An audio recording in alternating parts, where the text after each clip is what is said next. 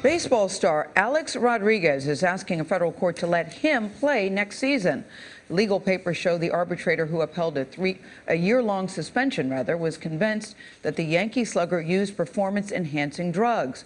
Rodriguez's lawyer, Joe Tacopino, tells Jim Axelrod that the arbitrator was biased, and he says the players' union failed to defend A-Rod.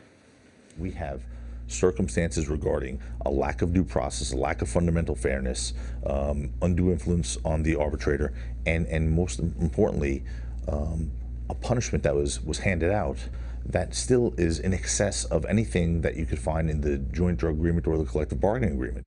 But if your judge looks at all this and says, no, I think this was done in a fair way, you're all done. Pretty much. I mean, that's where it seems like the line would be drawn. CBS News legal analyst Jack Ford is here. Jack, good morning. Good morning. So what is A-Rod, his legal team, hoping to achieve here? It's an uphill battle for them because courts generally are reluctant to get involved with private arbitration proceedings. The reason is that when you have a collective bargaining agreement, the entire purpose is let's keep the courts out of our dispute here. Let's create a mechanism where we can resolve it ourselves. So generally speaking, then courts don't want to get involved in it. They will, on occasion, a couple of exceptions, a couple of areas where they will get involved, and that's what you're seeing Alex Rodriguez's lawyers arguing here. One is if you claim that your union, which is supposed to be representing you, because you give up your personal right to sue your employer, it's up to your union to protect you, if you claim that they basically abandoned you. And that's what Alex Rodriguez is saying here, and he's burning some bridges with his union. The other argument that you can make to get a court interested is that the whole process was so fundamentally flawed that it's just not right to say this was your only chance to get this dispute resolved here. And that's the arguments they're making. Question is whether there are facts to support that. I was going to say, what do you think of those arguments and whether there are any facts to support them? They're tough arguments to make. And again, statistically, you rarely see judges get involved in. Sometimes they do. But you know, you need to have the facts. Now, the union has jumped out now, and they said this is outrageous for him to claim we didn't defend him because we did everything we could.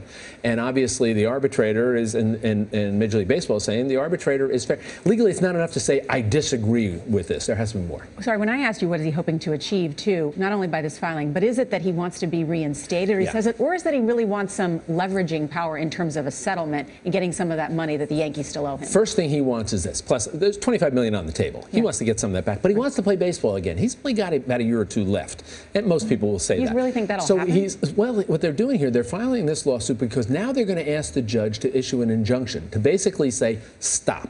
Put a hold on everything here until this case plays out completely.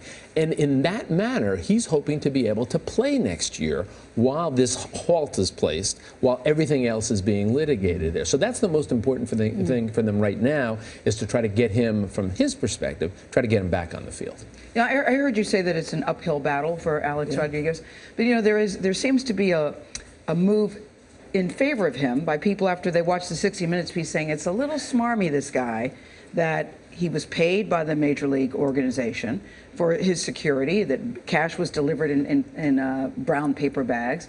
Does that hold any weight for Alex Rodriguez? In the court of public opinion, yes. In this courtroom, probably no. But you're right. It doesn't. It feels smarmy. It feels just distasteful. And he's never tested illegal? positive, Jack. He's never tested positive. Is it illegal for Major League Baseball to pay this guy to testify? No, it's not. Is it distasteful? Does it feel just sort of not right? Yes. But the arbitrator, looking at this, said, I looked at other evidence to see if I could substantiate it. But again, Alex Rodriguez's lawyers are saying, and they have interesting arguments to make. I'm not saying that they don't have a chance here. The chance is small, but they have some interesting arguments saying this whole package, paying for the guy, not letting them call Bud Selig as a witness, they say is all problematic. The story continues. Thank you, Jack. Yeah, all right, Charlie. it does.